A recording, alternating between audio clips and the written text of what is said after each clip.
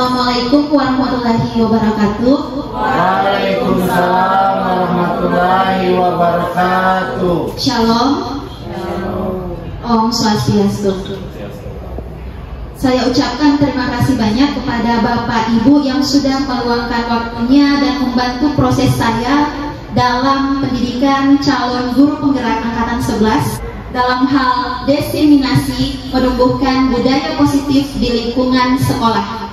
Jadi pada kesempatan ini selama 1 jam ke depan saya akan membersamai Bapak Ibu untuk memperkenalkan budaya positif dan mengimbaskan ilmu yang sudah saya dapatkan dalam pendidikan guru penggerak. Sebelum memulai kegiatan, di sini saya sudah memberikan kesepakatan forum diseminasi, dan mungkin kalau ada Bapak Ibu guru yang berkenan untuk menambahkan, dipersilakan. Yang pertama adalah menjadi pendengar yang baik. Lalu yang kedua, mengangkat tangan bila ingin bertanya atau menanggapi. Yang ketiga, pertanyaan sesuai konteks, singkat, padat, dan jelas. Yang keempat, menyampaikan izin keluar bila ada keperluan di luar ruangan. Bapak Ibu ada yang ingin menambahkan? Pas? Baik.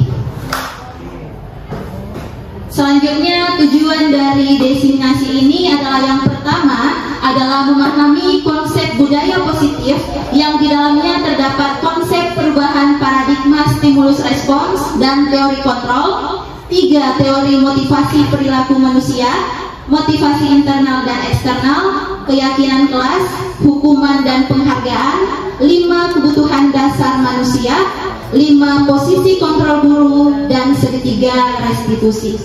Yang kedua adalah menerapkan strategi disiplin positif yang memerdekakan murid untuk menciptakan ekosistem sekolah aman dan berpihak pada murid. Baik Bapak Ibu, jadi materi konsep inti dari budaya positif boleh Bapak Ibu lihat pada slide yang sudah ditayangkan. Ada perubahan paradigma belajar sampai pada segitiga restitusi. Bapak Ibu, sehubungan dengan topik hari ini adalah budaya positif, dan saya ingin membawa aura-aura positif dalam forum diseminasi ini, maka kita akan bermain games. Yuk senyum selama 30 detik. Bapak Ibu silahkan mencari pasangan Bapak Ibu dan berhadap-hadapan untuk senyum selama 30 detik.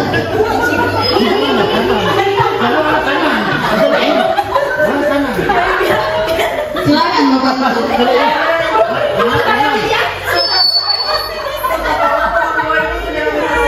Oke, sudah? Sudah pasangannya masing-masing? Oke, silakan senyum selama 30 detik. Senyum.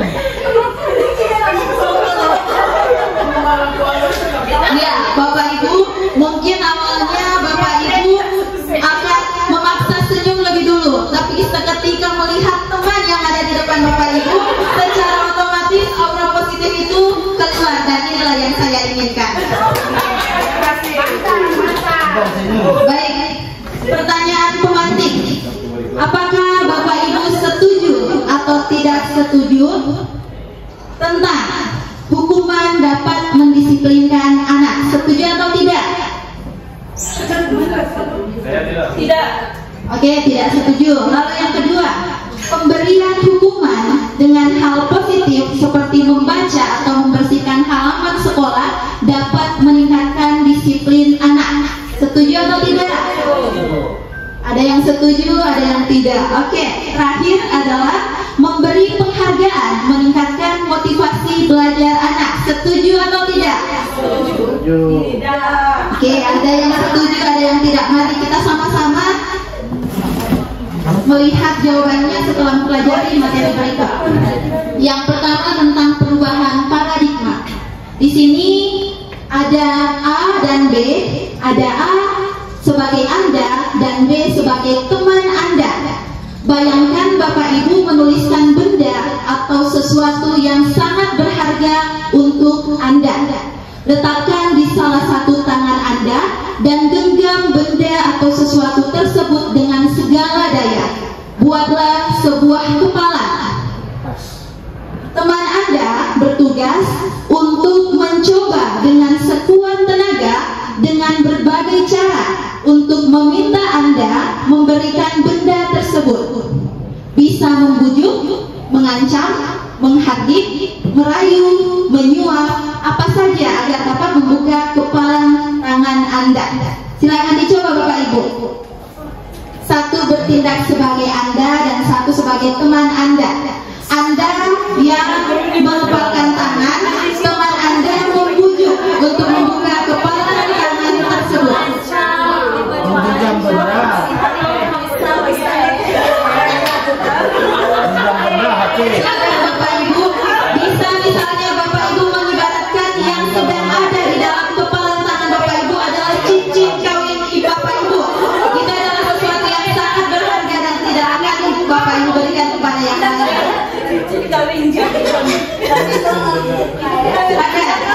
Oke, kita mulai. Siapa yang bertindak sebagai Anda? Coba upload please yang Anda. Yang membuat kepalan tangan. Oke. Lalu yang Anda siapa yang akan membujuk, merayu, menghardik? Oke, kita mulai dari sekarang Bapak Ibu. Silakan.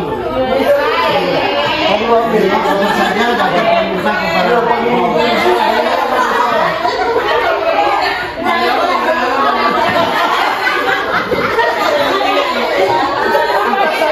Ada yang sedang terbuka kepalanya. Bagaimana caranya Pak Dadu? Oke, cara yang lain yang sudah bisa dan berhasil membuka kepalan tangan. Membujuk dengan cara apa, Mem? Oke, membujuk dengan cara merayu. Ada yang tidak terbuka kepalan tangannya? Ada berapa orang? satu. 1, 2, 3 orang. Baik Bapak Ibu, sesungguhnya yang menjadi kontrol untuk membuka atau menutup kepalan tangannya itu adalah Anda sendiri. Mari kita lihat miskonsepsi berikut ini. Ilusi guru mengontrol murid. Apakah seorang guru bisa mengontrol murid? Dengan cara apa Ibu Resni?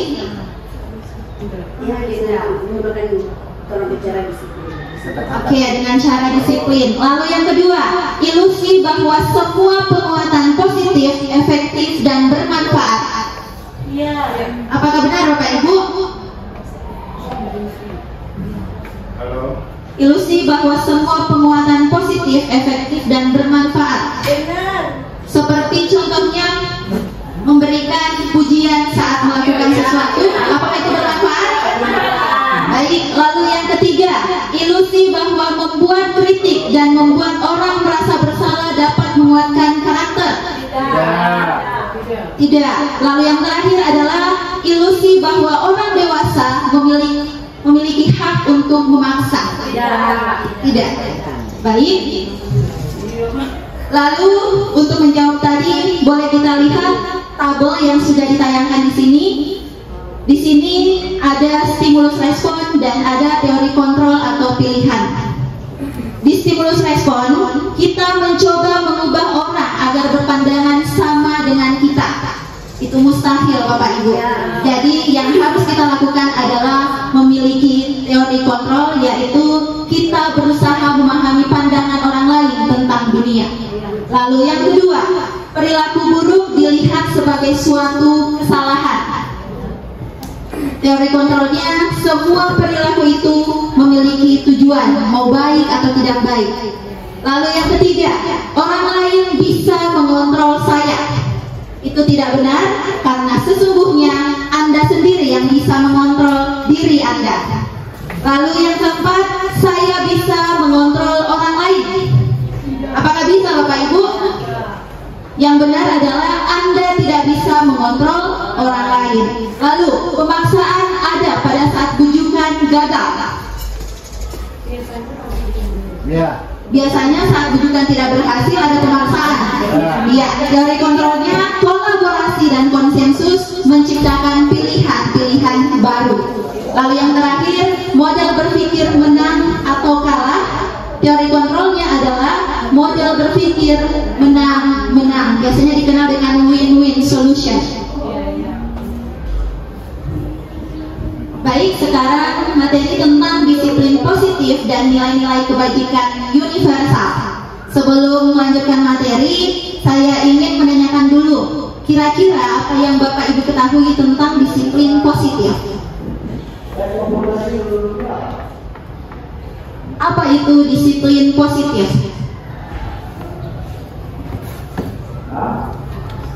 Ada yang bisa berkomentar, Bapak Ibu?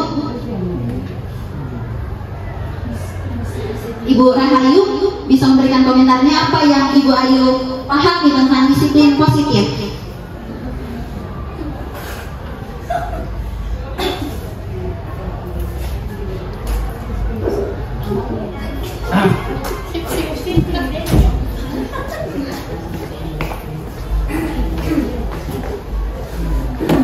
Silakan Bu. Yang Ibu Ayu pahami, mau contoh atau pengertiannya terserah. Mungkin sedikit yang saya pahami tentang disiplin positif, beberapa contoh saja yang mungkin Bu ya sering orang di sekolah terapkan. Misalnya orang kalau misalnya anak-anak yang terlambat atau anak-anak yang melanggar aturan, misalnya pakai sepatu tidak sesuai dengan harinya, orang ada suruh dorang untuk bantu pungut sampah, tapi setelah itu dorang kasih pujian, oh iya bagus, saya terima kasih begitu ya. Akhirnya dorang kasih ucapan terima kasih. Kemudian ketika dorang baru masuk dari pagar, orang langsung sambut dengan selamat pagi atau salim begitu. Jadi seperti itu sih. Baik, dari yang disampaikan oleh Ibu Ayu itu tadi mengarah kepada penerapan budaya positif dan disiplin positif. Baik Bapak Ibu, di sini dijelaskan bahwa makna disiplin berasal dari bahasa Latin disciplina yang artinya belajar. Namun dalam budaya kita, makna kata disiplin telah berubah menjadi sesuatu yang dilakukan seseorang pada orang lain untuk mendapatkan kepatuhan. Jadi disiplin ini sifatnya mengikat dalam budaya kita karena berakhir pada kepatuhan. Kecenderungan umum adalah menghubungkan kata disiplin dengan ketidaknyamanan, bukan dengan apa yang kita hargai atau pencapaian suatu tujuan mulia. Jadi berdasarkan kata mendapatkan kepatuhan, artinya biasanya orang melakukan disiplin itu karena terpaksa, karena untuk mematuhi aturan, bukan berdasarkan kenyamanan diri, dan akhirnya mendatangkan istilah ketidaknyamanan. Apakah itu juga yang Bapak Ibu rasakan selama ini? Ya. Ya, baik.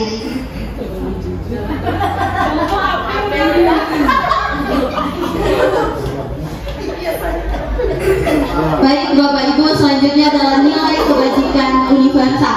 Di sini nilai-nilai kebajikan adalah sifat-sifat positif manusia yang merupakan tujuan mulia yang ingin dicapai setiap individu. Nilai-nilai tersebut bersifat universal dan lintas bahasa, suku bangsa, agama, maupun latar belakangnya. Setiap perilaku atau perbuatan memiliki suatu tujuan. Nilai yang disampaikan oleh Bapak Dr. William Glasser pada teori kontrol. Dengan mengaitkan nilai-nilai kebajikan yang diyakini seseorang, maka motivasi intrinsik akan terbangun sehingga menggerakkan motivasi dalam untuk dapat mencapai tujuan mulia yang diinginkan. Nilai-nilai kebajikan apa yang ingin dicapai oleh setiap anak Indonesia? Jawabannya ada pada 6 karakter dalam profil pelajar Pancasila, yaitu beriman bertakwa kepada Tuhan Yang Maha Esa dan berakhlak mulia, mandiri, berkebinekaan global, bergotong royong, kreatif, dan bernalar kritis. Menurut Bapak Ibu, kira-kira contoh-contoh perilaku yang menggambarkan nilai-nilai kebajikan universal itu yang seperti apa yang Bapak Ibu pahami? hal yang sudah kita terapkan di sekolah kita yang tercinta ini.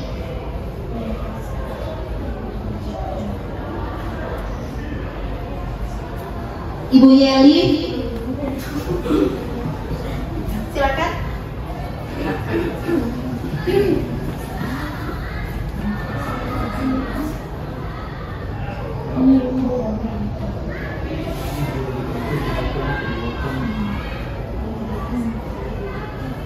Tadi sudah dijelaskan lewat 6 karakter pelajar Pancasila. Kira-kira dari 6 karakter itu mana yang orang sudah terapkan di sekolah kita?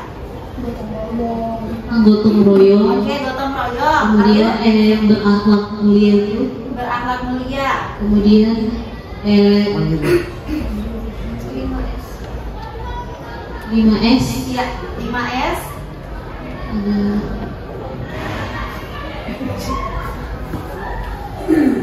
Hanya itu, iya. Baik. Terima kasih Bu Yeli. Jadi contoh nilai-nilai universal yaitu mandiri, toleransi, menghormati orang lain, kerjasama, kejujuran, kebersihan, sopan santun, rasa percaya, tolong menolong, kreativitas, persatuan, keadilan, empati, dan lain-lain. Lalu apa itu merdeka? Karena pendidikan yang merdeka ini adalah pendidikan yang harus kita wujudkan sesuai dengan kurikulum merdeka yang ada. Merdeka itu artinya tidak hanya terlepas dari perintah, akan tetapi juga cakap buat memerintah diri sendiri. Jadi jangan sampai kita hanya bisa memerintah, tetapi untuk memerintah diri sendiri tidak bisa. Ketat terhadap orang lain namun longgar terhadap diri sendiri.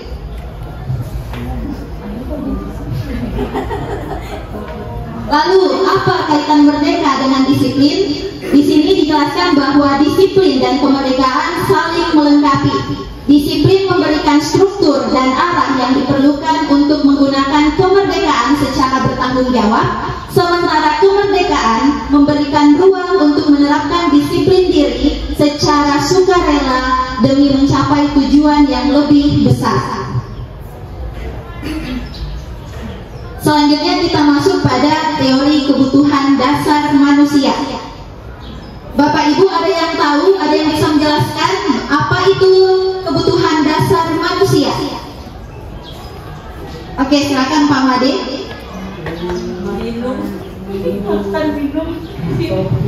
Jadi kalau sesuai pertanyaan, kalau kebutuhan dasar itu kan bermakna berarti yang paling penting dan tidak boleh tidak gitu.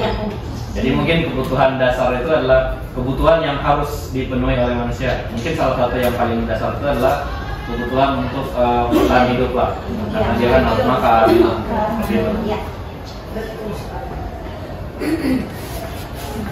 Baik. Tadi Pak Made menyampaikan bahwa salah satu kebutuhan dasar manusia adalah kebutuhan untuk bertahan hidup. Contohnya makan dan minum. Baik, jadi segala sesuatu yang kita lakukan itu adalah untuk mendapatkan apa yang kita inginkan. Itu dinamakan kebutuhan dasar. Jadi semua tindakan yang kita lakukan itu untuk memenuhi apa yang kita inginkan. Di sini ada 5 kebutuhan dasar manusia. Yang pertama bertahan hidup sesuai dengan yang disampaikan oleh Pak Made tadi. Lalu ada kasih sayang dan rasa diterima, ada penguasaan, ada kebebasan, dan ada kesenangan. Tadi sudah dijelaskan contoh untuk kebutuhan bertahan hidup, misalnya makan, minum, lalu kesehatan. Lalu selanjutnya tentang kasih sayang dan rasa diterima. Kira-kira kebutuhan apa yang masuk di kasih sayang dan rasa diterima? Perhatian. Lalu saling memiliki, saling menghargai, disayang, diperhatikan. Ya, lanjut di penguasaan. Penguasaan itu yang seperti apa Bapak Ibu? Kebutuhan apa yang harus dipenuhi di dalam penguasaan? Keterampilan hidup. Ya, keterampilan hidup, misalnya untuk diakui, lalu diterima. Kemudian kebebasan. Kebebasan itu yang seperti apa, Bapak Ibu? Bebas memilih. Ya, bebas memilih, lalu bebas untuk melakukan segala hal yang dia inginkan, dan utamanya adalah bebas mengontrol dirinya. Selanjutnya adalah kesenangan. Kesenangan yang seperti apa, Bapak Ibu? Ya, jalan-jalan, humoris, antusias, tertawa, itu adalah semua kesenangan. Baik, Bapak Ibu, di sini saya memberikan studi kasus yang akan menjawab 5 kebutuhan dasar tadi. Di sini studi kasusnya itu adalah Ibu Sulaika, guru wali kelas 10H, sedang bingung menghadapi ulah salah satu murid di kelasnya, Tommy. Beberapa anak telah mengeluhkan Tommy yang seringkali meminta bekal makan siang mereka dengan paksa. Jika Anda menghadapi situasi seperti Ibu Sulaika, apa yang akan Anda lakukan? Dan menurut Anda, kira-kira apa alasan Doni melakukan hal itu? Kita akan membahas dulu kebutuhan bertahan hidup. Ada yang bisa memberikan pendapatnya, Bapak Ibu? Pak Guru Ir mungkin? Silakan.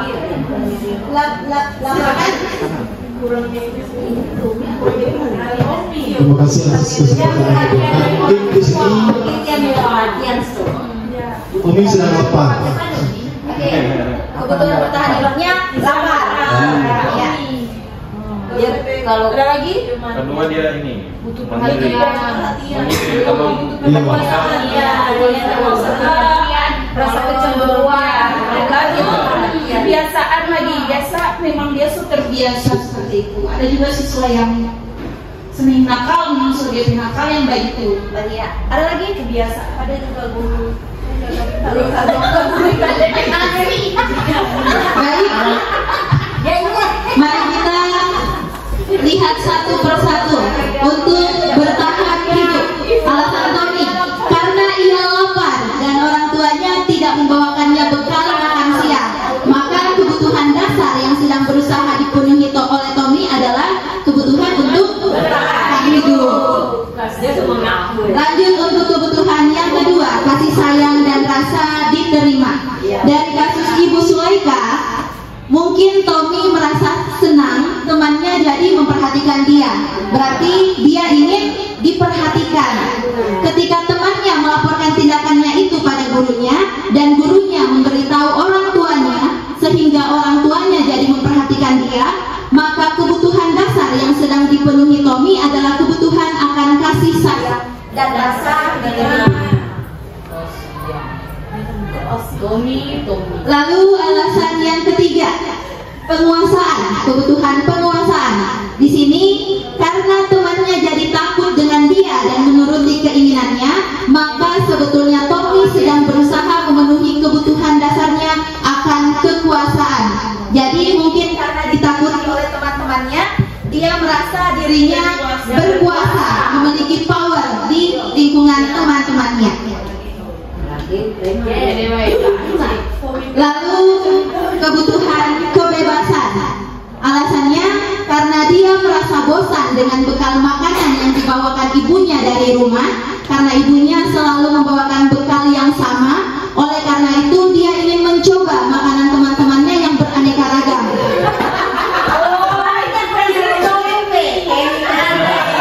Maka Tommy sedang berusaha memenuhi kebutuhannya akan kebebasan. Jadi ini pembelajaran buat ibu-ibu yang suka bawakan bekal anaknya. Jangan silakan kasih menu yang bervariasi. Kasihan nih Tommy ini kebutuhan dasar. Lalu kebutuhan dasar kesenangan. Tommy melakukannya karena iseng saja dan ia menikmati ekspresi wajah teman-temannya yang kesal karena diambil makanannya, dan menurut dia ekspresi temannya itu lucu. Maka berarti Tommy sedang berusaha memenuhi kebutuhannya akan kesenangan. lanjut tentang teori motivasi perilaku manusia.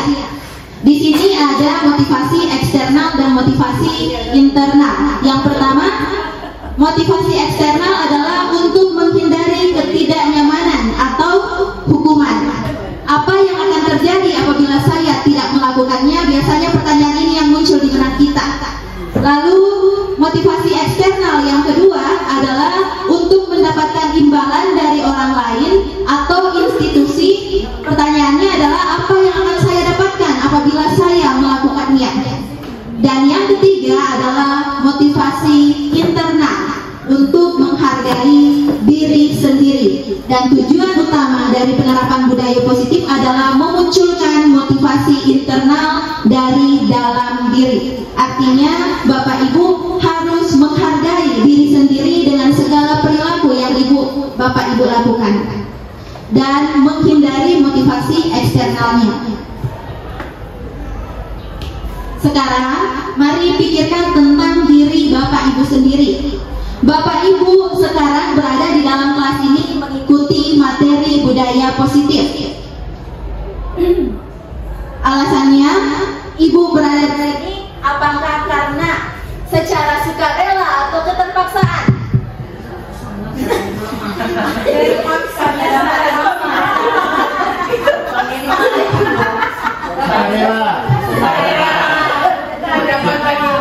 Apakah karena akan ada hukuman bila tidak mengikuti? Iya. Apakah ada hadiah atau penghargaan setelah Bapak Ibu mengikuti kegiatan hari ini? Atau karena ingin mendapatkan pengetahuan baru dan menerapkannya pada murid-murid? Pasti. Apa dampak ketiga motivasi tersebut pada diri Bapak Ibu? Menambah ilmu. Tadi kan dikatakan mungkin Bapak Ibu Awalnya hadir di tempat ini karena keterpaksaan, karena takut dipanggil di mic. lebih semangat. Lalu mungkin setelah berada di ruangan ini dan mendengarkan penerapan budaya positif, lambat laun motivasi Bapak Ibu itu mulai bergeser untuk mendapatkan pengetahuan baru. Apakah itu terjadi pada diri Bapak Ibu? Ya, yang mana motivasi yang paling akan berdampak jangka panjang dan membuat Anda terus bersemangat secara internal dari tiga tadi. Motivasi Yang ketiga. nomor 3 yaitu motivasi internal untuk menghargai diri sendiri. Mari kita tanyakan ke diri kita sendiri, mengapa kita melakukan segala sesuatu? Apakah untuk menghindari ketidaknyamanan, ingin mendapat pujian atau hadiah dari orang lain, atau yang ketiga kemauan sendiri? Kasusnya seperti ini Bapak Ibu. Misalnya Bapak Ibu diharuskan jam 7 tepat hadir di sekolah. Apa motivasi Bapak Ibu untuk datang tepat waktu di sekolah jam 7 tepat? Apakah untuk menghindari ketidaknyamanan, ingin mendapat pujian atau hadiah dari orang lain, atau kemauan sendiri?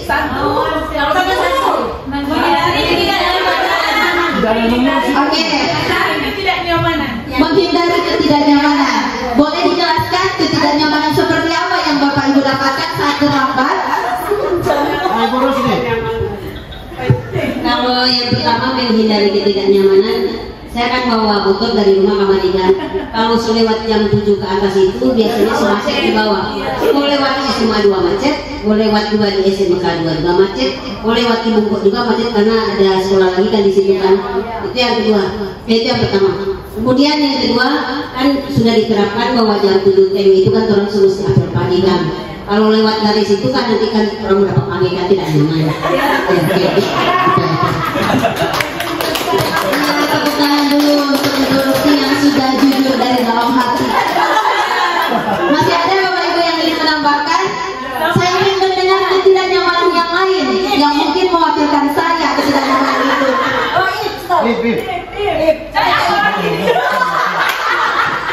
Menghukumi. Mas Wandri, dia lagi satu. Kalau menurut saya poin 2 ini agak masuk akal juga. Ingin mendapatkan pujian atau hadiah dari orang lain. Jadi agar mendapatkan pujian, walaupun kadang-kadang datanglah cepat datanglah cepat dan tepat sebelum jam 7 agar mendapat pujian dan menghindari ketidaknyamanan juga.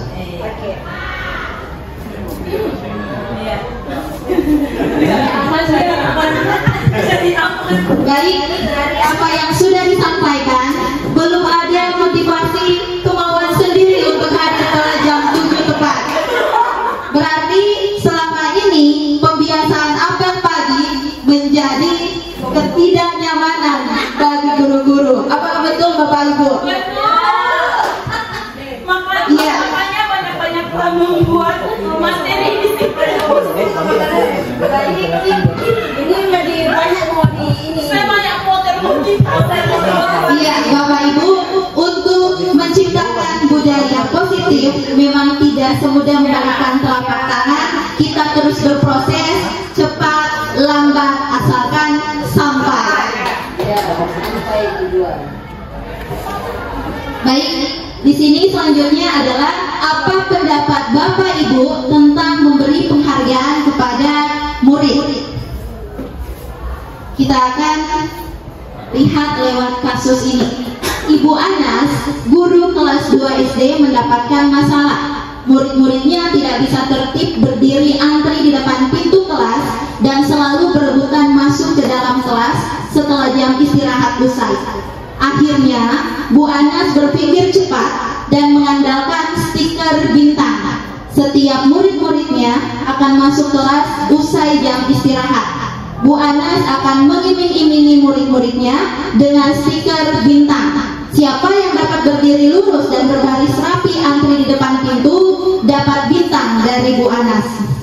Hal ini terus dilakukan Bu Anas selama beberapa minggu karena cukup berhasil membuat murid-muridnya berdiri rapi antri di depan pintu. Suatu saat Bu Anas sakit dan terpaksa digantikan oleh Pak Heru. Pak Heru tidak mengetahui tentang stiker bintang dan benar saja pada saat mau masuk kelas usai jam istirahat, murid-murid kelas 2 kembali berebutan masuk kelas. Kira-kira dari kasus ini apa yang terjadi Bapak Ibu dan mengapa sampai itu terjadi?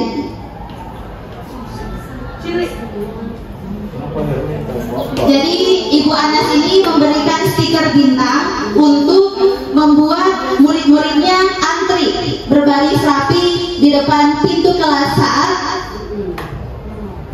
jam istirahat usai. Tapi Ibu Anas sakit dan digantikan oleh Pak Heru dan akhirnya siswa-siswa tidak antri lagi dan berebutan masuk kelas. Kira-kira apa yang terjadi Bapak Ibu? Apa yang salah dari cerita ini? Seharusnya Ibu Anas komunikasi bahwa komunikasi antara Pak Heru dan komunikasi. Oke, tidak ada komunikasi antara Ibu Anas dan Pak Heru. Oke, lalu ada pendapat yang lain? Pak Made?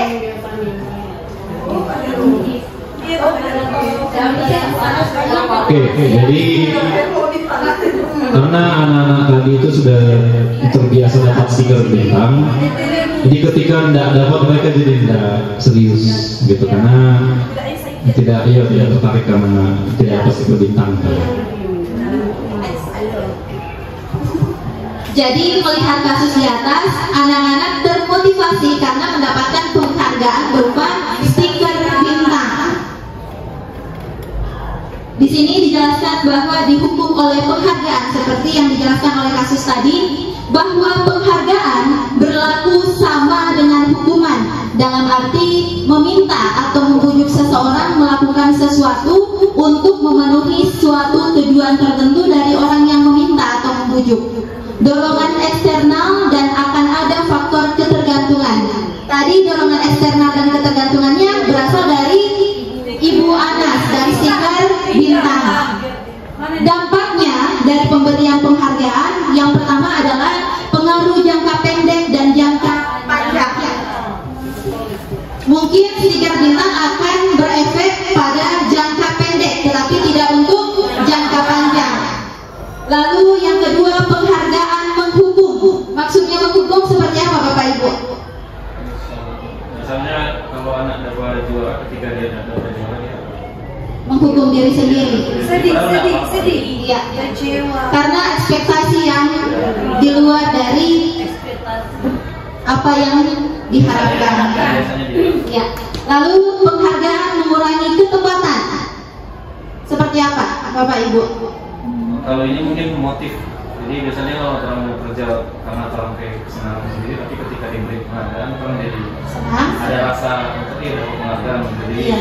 motif seperti itu. Iya.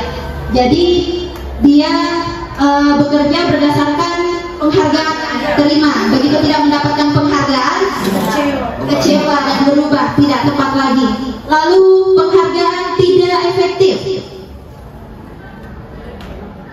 Kalau tidak efektif sih mungkin itu tidak karena dia tidak dari dorongan diri, jadi tidak efektif.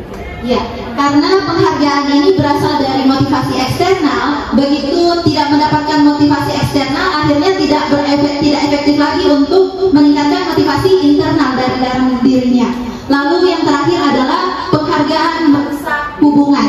Seperti yang dijelaskan tadi yang Ibu Anas, begitu Ibu Anas sakit, Pak Heru tidak bisa mendisiplinkan anak-anak karena Pak Heru tidak ada komunikasi sebelumnya dengan Ibu Anas bahwa anak-anak ini mereka tertib lantaran diberikan stiker bintang.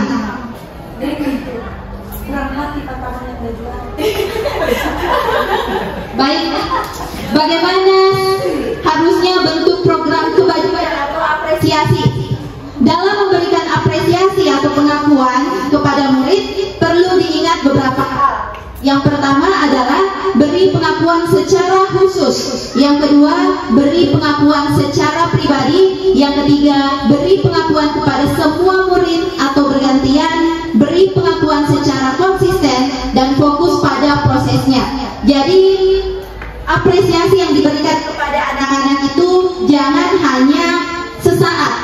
Setiap dia melakukan suatu perubahan positif untuk dirinya, itu harus diberikan apresiasi. Jadi apresiasi ini harus terus dilakukan secara konsisten. Contoh pengakuan atau apresiasi kebajikan di sini harus menyinggung nilai kebajikan yang ada, supaya murid menyadari pentingnya nilai kebajikan yang mereka lakukan. Contohnya, kemarin saya perhatikan rasa empatimu besar sekali pada saat menolong murid baru di kelas kita.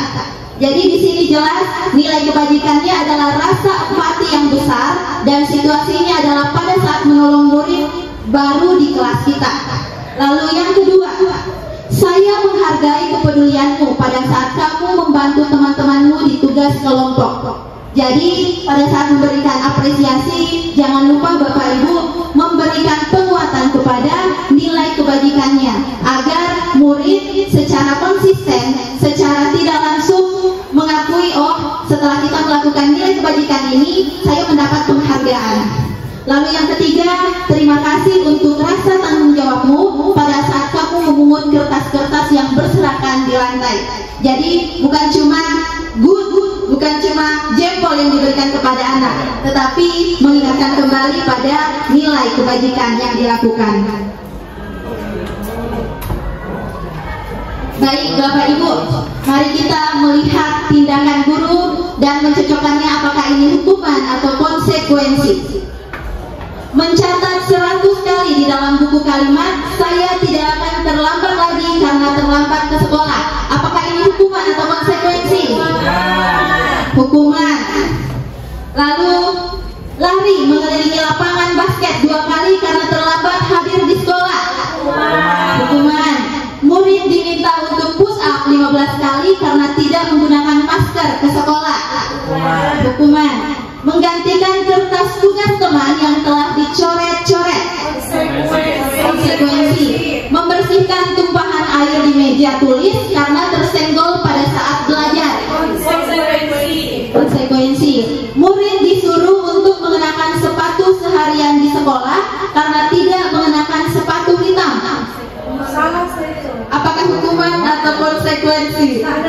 Konsekuensi. Murid disuruh untuk mengenakan sepatu seharian di sekolah karena tidak mengenakan sepatu seharian. Tidak menggunakan Kan murid disuruh untuk mengenakan sepatu kecuali Kata-katanya yang salah kan memang seperti itu. Maksud dari kalimat ini adalah karena si anak ini tidak mengenakan sepatu hitam, makanya dia tidak mengenakan sepatu seharian di sekolah. mengenakan sepatu hijau, tapi di situ murid disuruh untuk mengenakan. Maaf. Ya. Hukuman atau konsekuensi? Konsekuensi. Hukuman yang terakhir adalah lari mengelilingi lapangan basket 2 kali karena terlambat 10 menit untuk pelajaran PJOK. Oke, baik, kita akan melihat jawabannya. Ini jawabannya Bapak Ibu. Apakah sudah betul yang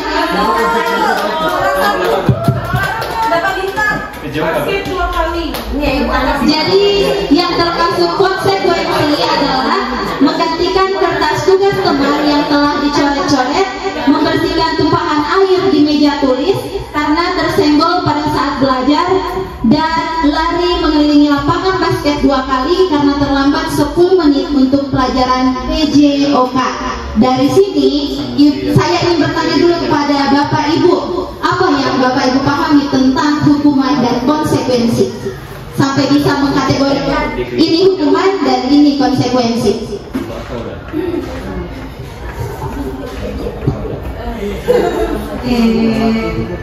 Kalau konsekuensi itu akibat dari orang perbuatan. Biasanya sudah ada kesepakatan. Misalnya kesepakatannya kalau terlambat akan ada ini DP konsekuensinya. Seperti ya sudah ada pembicaraan sebelumnya. Kemudian kalau hukuman biasanya itu sepihak, tidak ada pembicaraan antara si terhukum dengan si penghukum. Si terdakwa mungkin hanya itu. Ada yang ingin mendapatkan Bapak Ibu? Ya, jadi yang perlu diingat bahwa hukuman dan konsekuensi itu berbeda. Jika hukuman, apa kesalahan murid tidak ada kaitannya dengan hukuman yang diberikan. Biasanya misalnya anak datang terlambat disuruh membersihkan WC, kan tidak ada keterkaitan antara perilaku yang dilanggar dengan hukuman yang diberikan. Jadi jika misalnya perilaku itu ada keterkaitannya dengan apa sebab akibat dari yang dilakukan oleh murid, itu masuk dalam konsekuensi. Ini adalah perbedaan hukuman dan konsekuensi. Hukuman adalah sesuatu yang menyakitkan yang harus terjadi, membuat anak sakit baik fisik maupun hati untuk jangka waktu yang lama. Anak membenci kedisiplinan, paksaan, mendorong anak menyakiti diri sendiri, konsep diri yang buruk. Anak belajar untuk menyembunyikan kesalahan, merasa marah, merasa bersalah, dipermalukan, dan merasa tak dihargai. Ini adalah efek dari hukuman. Lalu konsekuensi, sesuatu yang harus terjadi. Kenapa harus terjadi? Karena sebelumnya sudah ada kesepakatan yang telah dibuat antara guru dan muridnya, sehingga pada saat murid melakukan kesalahan, artinya dia harus bertanggung jawab dengan kesalahan tersebut berdasarkan kesepakatan yang sudah dibuat. Lalu membuat anak merasa tidak nyaman dalam jangka waktu pendek, dan anak menghargai disiplin, ada stimulus dan tanggapan, mendorong anak agar mudah menyesuaikan diri, menciptakan konsep diri yang baik dalam diri anak. Anak belajar untuk mematuhi peraturan, dan anak kehilangan hak, dibuat tidak nyaman, diasingkan untuk sementara. Sekarang kita membahas tentang restitusi. Ada hukuman, ada konsekuensi, dan sekarang ada restitusi. Restitusi hadir karena memberikan kebebasan kepada anak untuk bertanggung jawab atas perilaku yang telah dilakukannya. Di sini dijelaskan bahwa restitusi adalah proses menciptakan kondisi bagi murid untuk memperbaiki kesalahan mereka, sehingga mereka bisa kembali pada kelompok mereka dengan karakter yang lebih kuat.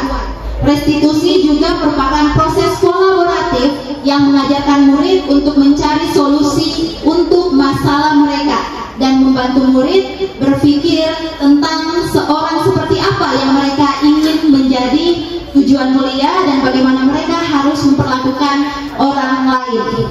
Yang ditekankan Bapak Ibu dalam restitusi adalah proses kolaboratif, artinya ada kolaborasi dengan anak dan guru untuk membuat konsekuensi dari perilaku yang tidak diharapkan tadi.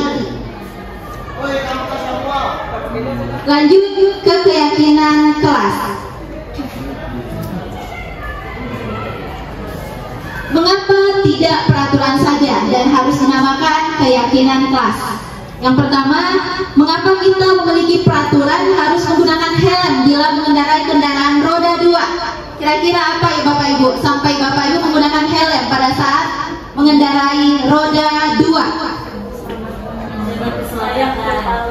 Oke, menjaga keselamatan. Hanya itu Bapak Ibu?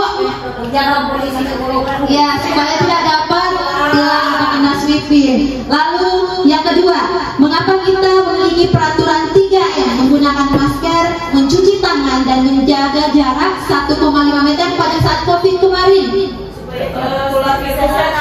Oke, untuk menjaga kesehatan dan keselamatan. Lalu yang ketiga, mengapa kita memiliki peraturan harus datang tepat waktu pada saat mengikuti pelatihan? Untuk menerapkan disiplin dan menghindari ketidakjelasan tadi. Untuk mendukung motivasi intrinsik, kembali ke nilai-nilai keyakinan-keyakinan yang lebih menggerakkan seseorang dibandingkan mengikuti serangkaian peraturan-peraturan. Posisi kontrol dan restitusi. Di antara kelima posisi kontrol tersebut, sebaiknya seorang guru menggunakan posisi kontrol sebagai manajer. Sebagai manajer, guru dapat berbuat sesuatu bersama murid, mempersilahkan murid bertanggung jawab, dan mendukung murid agar dapat menemukan solusi. Selain itu, posisi manajer mengacu pada restitusi yang dapat menjadikan murid sebagai manajer bagi dirinya sendiri sehingga dapat tercipta identitas positif pada diri murid.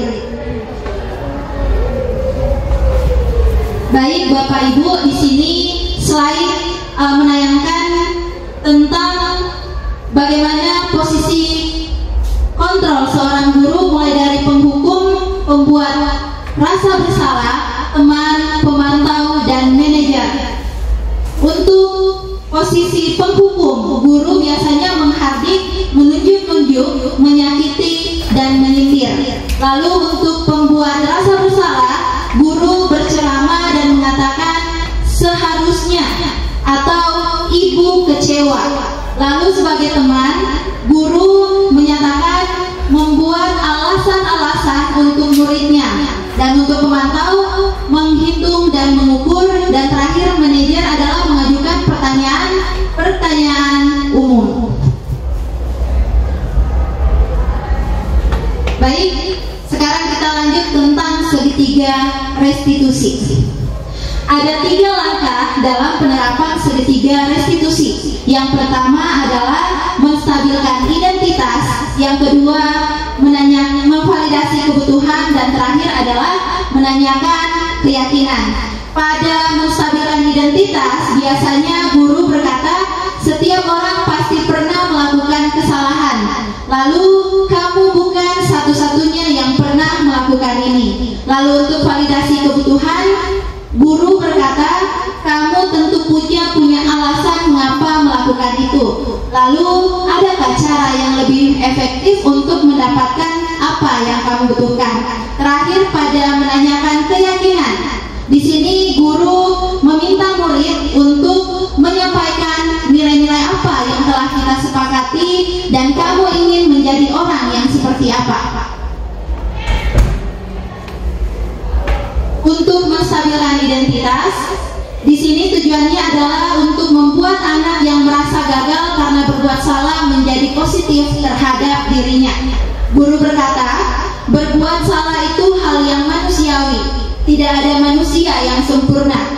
Bapak, Ibu juga buat salah. Kita pasti bisa menyelesaikan permasalahan ini. Bapak, Ibu tidak tertarik untuk mencari tahu siapa yang benar, siapa yang salah. Bapak, Ibu lebih tertarik untuk menyelesaikan masalah.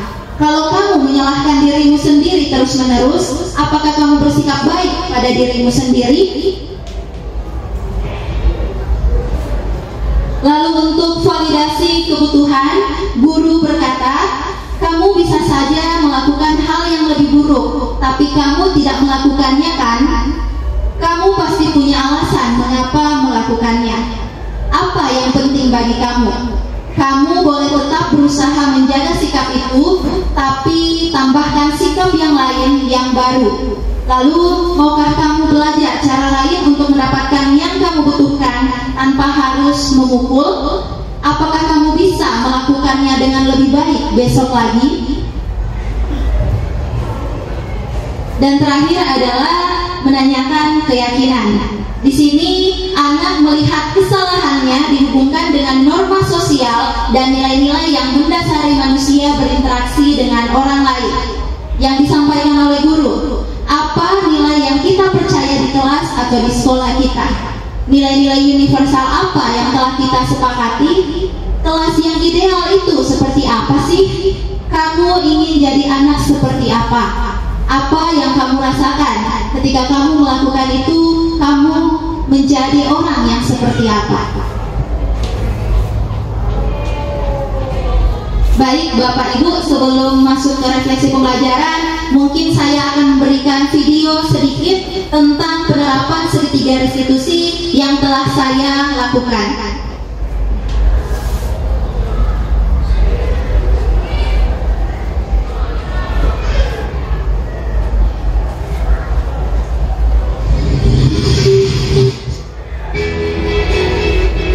Kegiatan agar cahaya akan keyakinan. Pada tahap ini, murid akan diberi pertanyaan-pertanyaan bermakna untuk memunculkan motivasi secara intrinsik, dan murid mampu mengaitkan keyakinannya dengan tindakan yang salah. Kasus pertama, Cahaya diketahui sering membolos sekolah tanpa alasan yang jelas. Berikut penerapan segitiga restitusinya.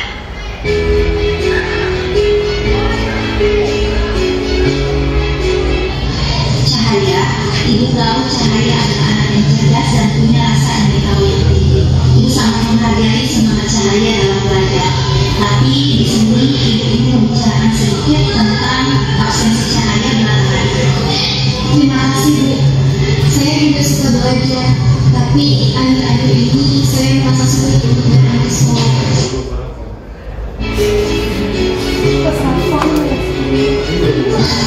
Ibu mendengar bahwa Cahaya beberapa kali tidak masuk kelas tanpa alasan yang jelas. Ibu ingin Cahaya tahu bahwa ibu juga paham Cahaya pasti punya alasan tertentu kenapa sampai memilih tidak masuk kelas. Iya Bu, saya merasa jenuh dengan Sokap motor. Cahaya, kamu masih ingat dengan salah satu keyakinan kelas kita tentang pentingnya kehadiran di sekolah?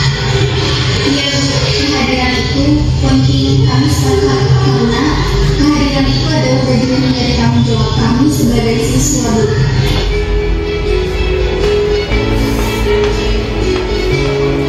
Betul sekali Cahaya.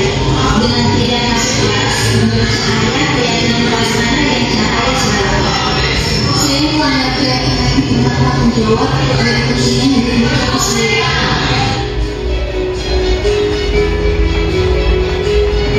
Bagaimana kalau kita sama-sama mencari solusi agar Cahaya bisa bersemangat lagi datang ke sekolah?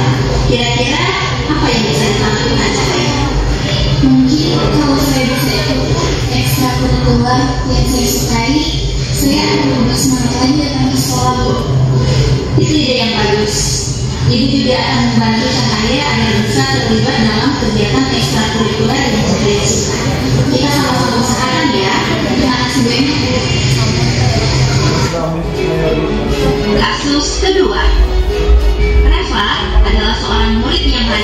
tertangkap menyontek saat ujian.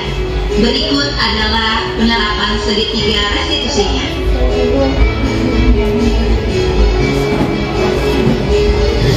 Reva, Ibu tahu Reva adalah anak yang jujur dan selalu berusaha keras dalam belajar. Reva punya potensi untuk menjadi orang yang sukses ke depannya, dan Ibu sangat bangga dengan dedikasi Reva. Terima kasih Bu, Reva memang sudah sangat berusaha, tapi kali ini Reva merasa sangat tertekan.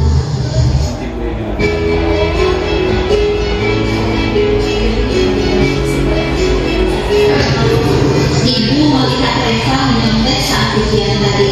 Ibu yakin Reva pasti punya alasan kenapa melakukannya. Bisa cerita Ibu. Jadi Ibu tetap merasa khawatir tidak bisa mendapatkan nilai yang bagus, dan juga Reva merasa khawatir ketika tidak mendapatkan hasil positif.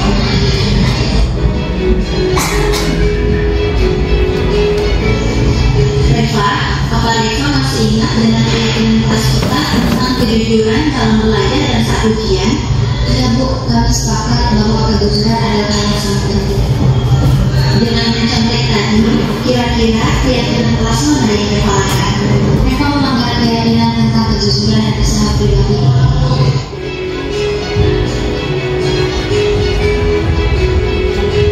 Menurut Reva, kira-kira apa yang bisa kita lakukan untuk memperbaiki hal ini ke depannya, sehingga Reva bisa lebih percaya diri dalam mengerjakan ujian tanpa harus menyontek. Reva rasa Reva harus jadi diri yang belajar lagi, dan juga meminta Reva ketika Reva merasa kesulitan, dan Reva akan berusaha untuk lebih percaya lagi dan jujur.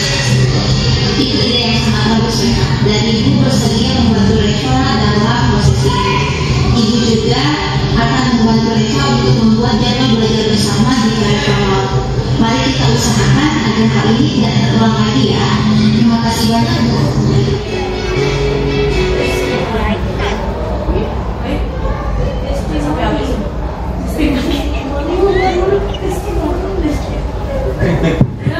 Baik Bapak Ibu, itu adalah sekilas tentang penerapan segitiga restitusi pada demonstrasi kontekstual, jadi tugas yang diminta kemarin. Baik Bapak Ibu, kita sudah sampai pada tahap penutup, tapi sebelum kita masuk di penutupan itu, kita akan merefleksi dulu. Kira-kira hal baru apa yang Bapak Ibu pelajari hari ini? Lalu bagaimana perasaan Bapak Ibu setelah mempelajari budaya positif? Apa tantangan Bapak Ibu ketika menerapkan budaya positif dan apa solusi dari tantangan tersebut? Kira-kira ada yang bisa memberikan refleksinya Bapak Ibu? Silakan. Yang pertama dulu, hal baru apa yang Bapak Ibu pelajari hari ini? Silakan Pak Hadi.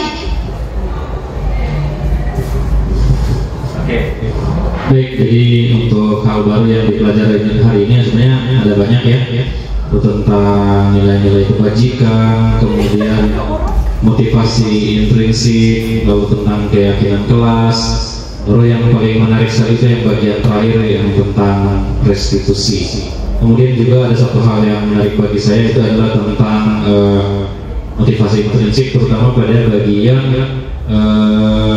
penghargaan yang dapat menjadi hukuman. Kalau saya tentang itu, terima kasih. Terima kasih banyak Pak Made. Lalu bagaimana perasaan Bapak Ibu setelah mempelajari budaya positif? Saya ingin mendengar suara dari Ibu Trisna, silakan. Oke.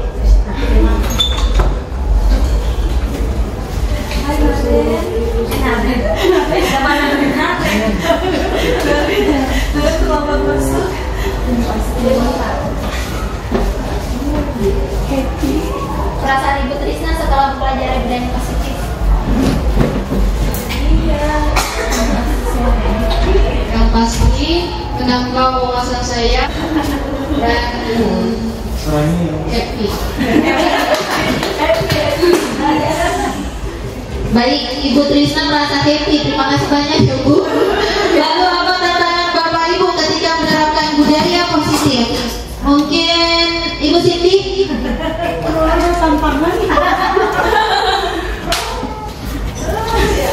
Ayo.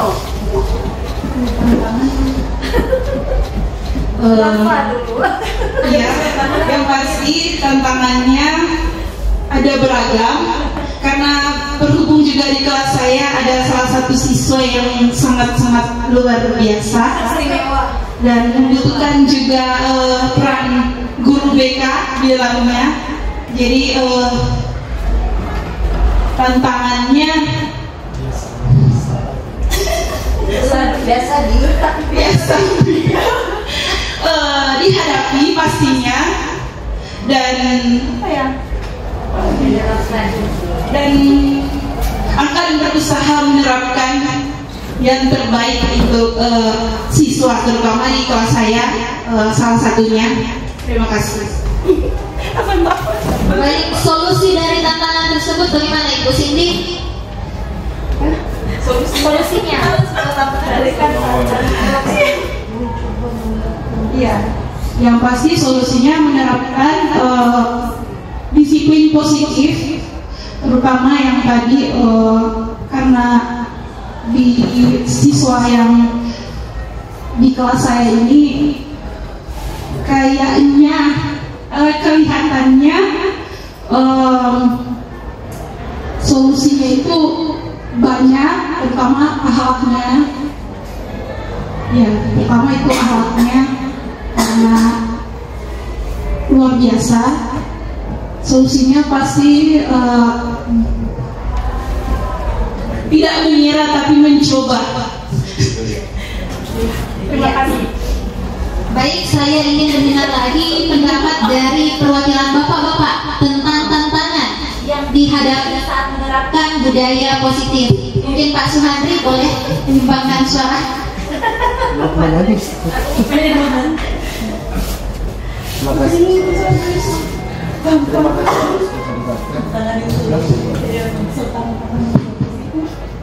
Terima kasih atas kesempatan. Jadi tantangan yang saya hadapi untuk menerapkan budaya positif yaitu mungkin merubah kebiasaan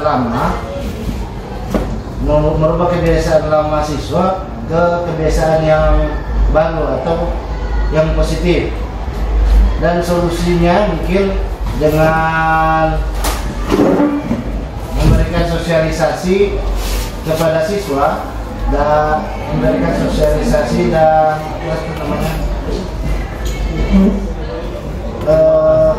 penguatan kepada siswa agar siswa bisa merubah caranya ke budaya positif. Terima kasih. Terima kasih banyak Bapak. Baik Bapak Ibu, secara pribadi tantangan saya dalam menerapkan budaya positif itu adalah yang pertama, saya masih ada di situ loh kan? Saya masih berperilaku sesuai dengan motivasi eksternal. Jadi belum muncul motivasi internal dari dalam diri saya. Contohnya tadi adalah datang jam 7 tepat. Jadi motivasi saya datang jam 7 itu adalah motivasi eksternal supaya tidak dapat panggil dari pimpinan. Belum datang dari penghargaan diri sendiri buat saya. Lalu solusi dari tantangan tersebut, apapun kendala yang kita hadapi dalam budaya positif, yang pertama Bapak Ibu, kita mulai dari diri dulu, lalu mencontohkannya kepada murid-murid. Karena sebelum mencontohkan kepada murid-murid, guru harus memberikan contoh dan teladan kepada murid-muridnya. Tugas kita nanti untuk aksi nyata adalah membuat keyakinan kelas dan mencoba melakukan praktik segitiga restitusi dalam menangani masalah siswa. Baik Bapak Ibu, kata terakhir yang saya berikan kepada Bapak Ibu, ingatlah bahwa perubahan tidak terjadi dalam sekejap, terus berusaha, berinovasi, dan beradaptasi. Setiap langkah kecil menuju budaya positif adalah kemajuan yang berharga. Dan saya percaya Bapak Ibu yang ada di ruangan ini adalah Bapak Ibu guru hebat dan menjadi agen perubahan untuk SMA Negeri 3 Kota Mobagu yang lebih baik lagi. Terima kasih untuk kehadirannya Bapak Ibu. dan selamat kembali beraktivitas. Terima kasih. Terima kasih kembali. Terima kasih Ibu.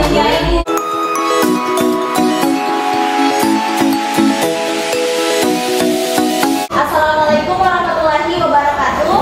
Waalaikumsalam warahmatullahi wabarakatuh. Bagaimana kabarnya hari ini? Baik. Alhamdulillah semua dalam keadaan sehat.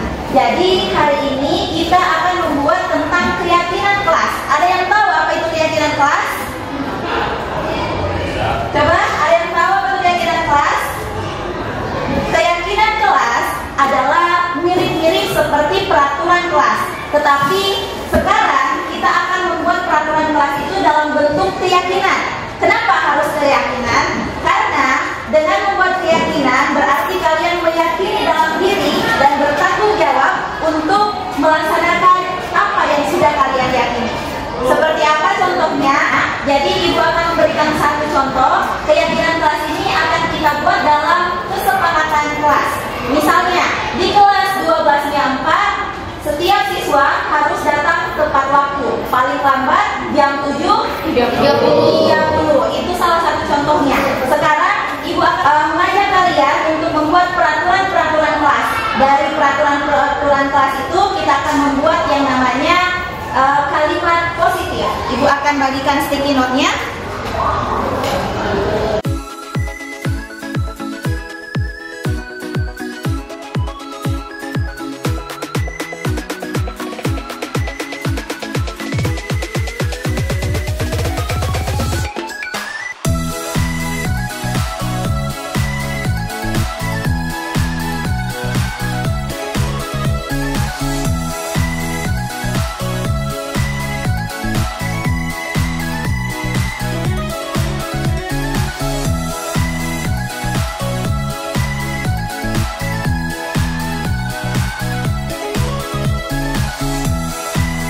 Sekarang Ibu minta kalian menuliskan apa kira-kira peraturan yang akan dipatuhi di kelas kita. Silakan, setiap siswa hanya menuliskan satu peraturan.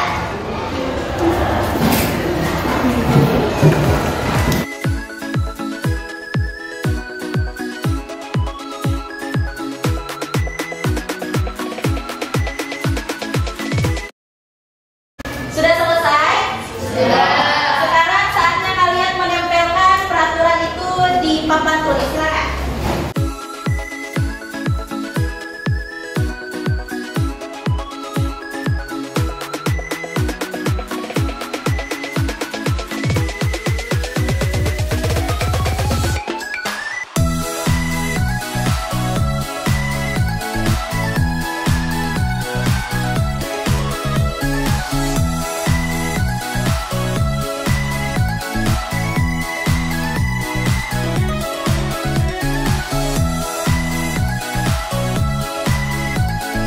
Baik, sekarang peraturan-peraturan itu sudah ada semua di papan tulis dan kita akan mengkategorikan peraturan-peraturan yang sama, berarti hanya mewakili dari satu peraturan itu. Di sini ada tidak boleh makan di kelas, lalu tidak menggunakan HP saat pembelajaran, menggunakan seragam lengkap, datang tepat waktu, menggunakan handphone saat dibutuhkan. Oke, ini sama. Lalu tidak membuang sampah sembarangan, berpakaian rapi saat datang ke sekolah. Ini sama, menggunakan seragam sekolah yang lengkap. Dilarang makan saat pelajaran dimulai, sama. Membersihkan kelas sebelum belajar. Tidak menggunakan HP. Wajib membersihkan kelas setiap hari. Tidak datang terlambat. Tidak datang terlambat. Pakaian rapi. Tidak boleh bermain handphone saat belajar. Tidak boleh pegang handphone. Menggunakan HP saat belajar. Rapi dalam berpakaian, tidak menggunakan handphone, wajib memakai atribut sekolah.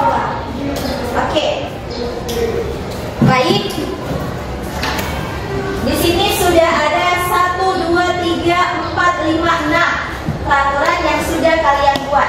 Dan ini masih dalam kalimat negatif karena menggunakan kata tidak. Jadi peraturan ini akan kita ubah ke dalam kalimat positif. Oke, yang pertama, tidak membuang sampah sembarangan. Kalimat positifnya seperti apa? Buang sampah pada tempatnya.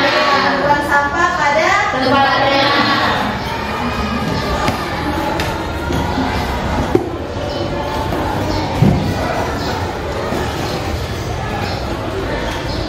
Lalu yang kedua, tidak boleh makan di kelas atau dilarang makan saat pelajaran dimulai. Kalimat positifnya? Makan saat jam istirahat.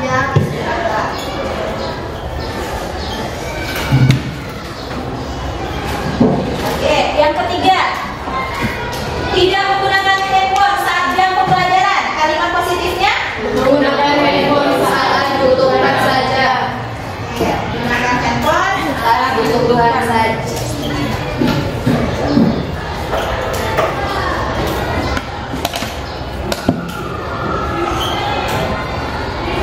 Lanjut, ini berpakaian rapi. Bagaimana ini? Berpakaian rapi saat datang ke sekolah. Apakah itu sudah kalimat positif? Sudah. Oke, berpakaian rapi.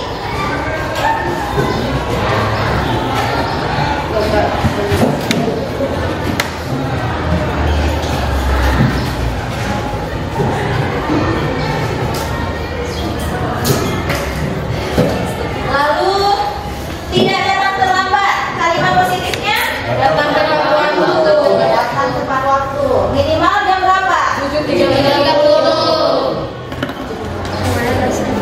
Oke, paling telat jam 7.30.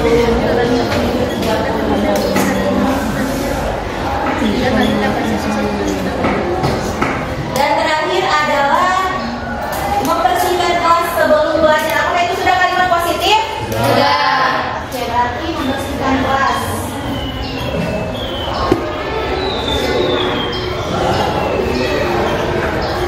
Sebelum belajar.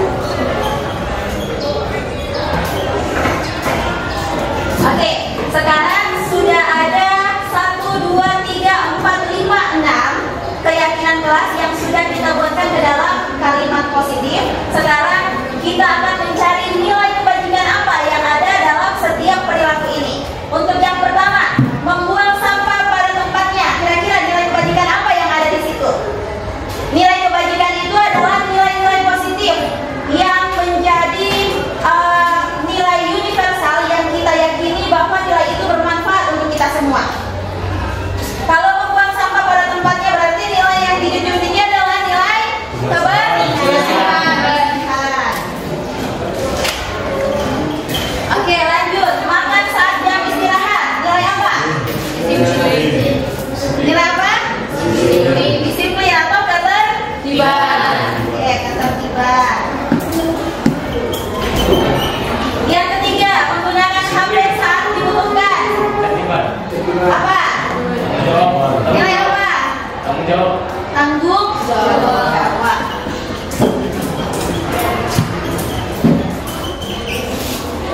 Yang keempat, berpakaian rapi saat datang ke sekolah. Disiplin. Yang kelima, datang tepat waktu paling telat jam 7.30. Disiplin. Yang terakhir, membersihkan kelas sebelum belajar. Apa? Kebersihan.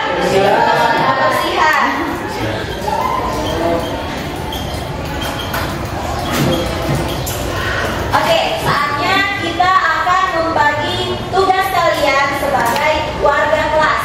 Di sini dalam bentuk tabel T.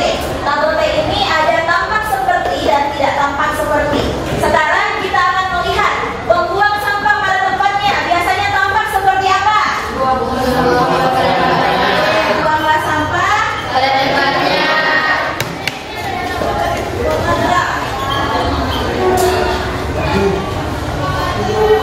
Lalu tidak tampak seperti membuang sampah sembarangan. Membuang sampah sembarangan.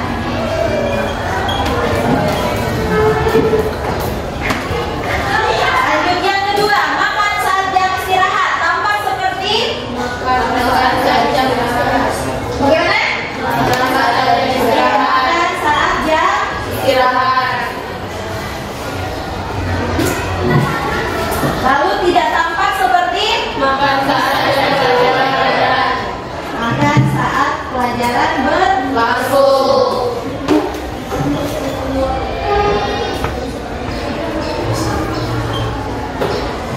Oke, yang ketiga, menggunakan HP saat dibutuhkan.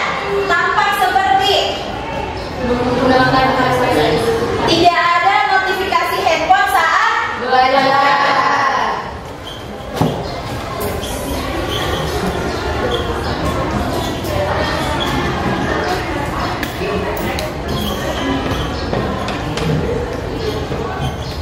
lalu tidak tampak seperti Makan. bermain handphone saat Belajar.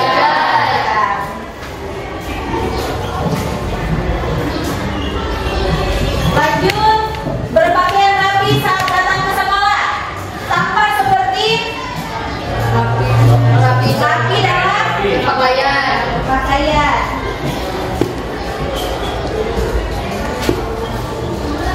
Tidak tampak seperti tidak menggunakan apa? Tidak menggunakan atribut.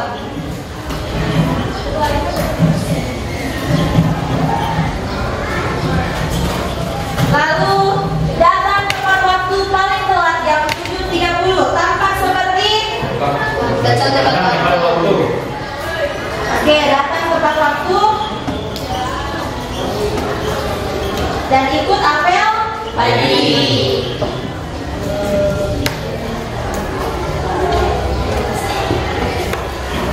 Lalu tidak tampak seperti Datang terlambat. datang terlambat. Siapa ini yang sering datang terlambat? Hampir semua. Lalu terakhir, membersihkan kelas sebelum belajar. Tampak seperti kelas yang bersih dan Rapi. kelas yang bersih dan rapi sebelum belajar. Tidak tampak seperti kelas yang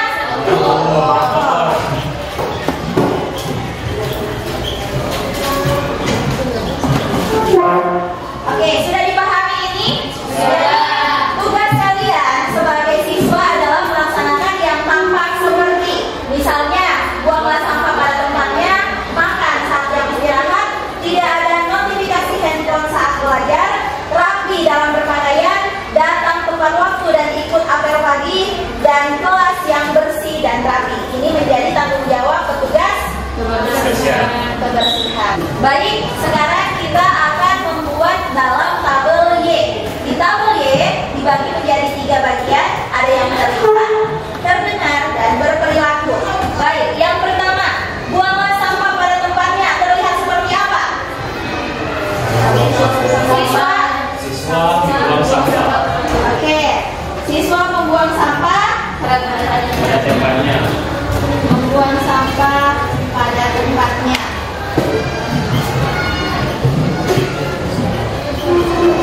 Terdengar seperti apa?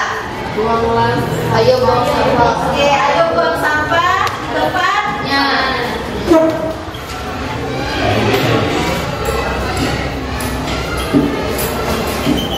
Berperilaku membuang sampah pada tempatnya.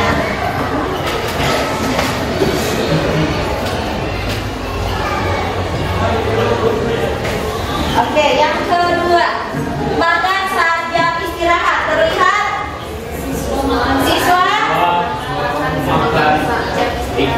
makan di jam istirahat.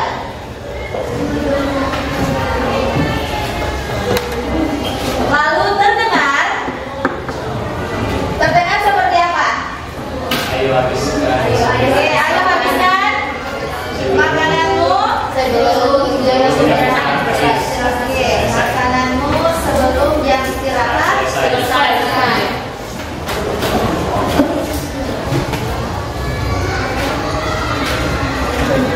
Habis atau selesai. Lalu berperilaku siswa makan dengan rapi di makan dengan rapi pada saat jam istirahat.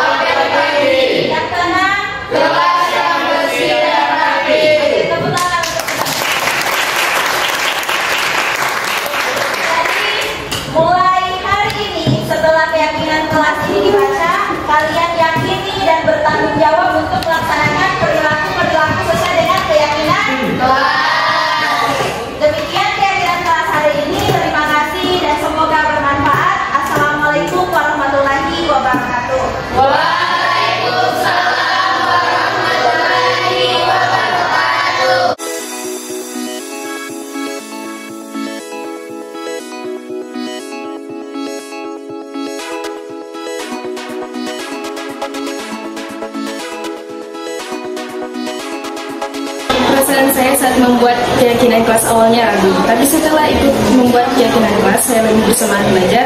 Rasanya seperti kita punya tujuan bersama yang ingin dicapai. Dan proses ini membuat saya lebih aktif berpartisipasi dalam kegiatan kelas. Dan saya belajar untuk mendengarkan pendapat orang lain. Terima kasih. Perasaan saya setelah membuat keyakinan kelas, saya merasa lebih dihargai, didengarkan, dan menjadi bagian dari aturan yang akan kita patuhi bersama. Dengan adanya aturan ini, saya merasa lebih nyaman belajar dan lebih bertanggung jawab untuk mematuhi aturan yang kami sepakati. Perasaan saya saat membuat keyakinan kelas, saya merasa senang. Saya merasa lebih terhubung dengan teman sekelas saya. Kami lebih mengerti nilai-nilai yang kami ingin junjung bersama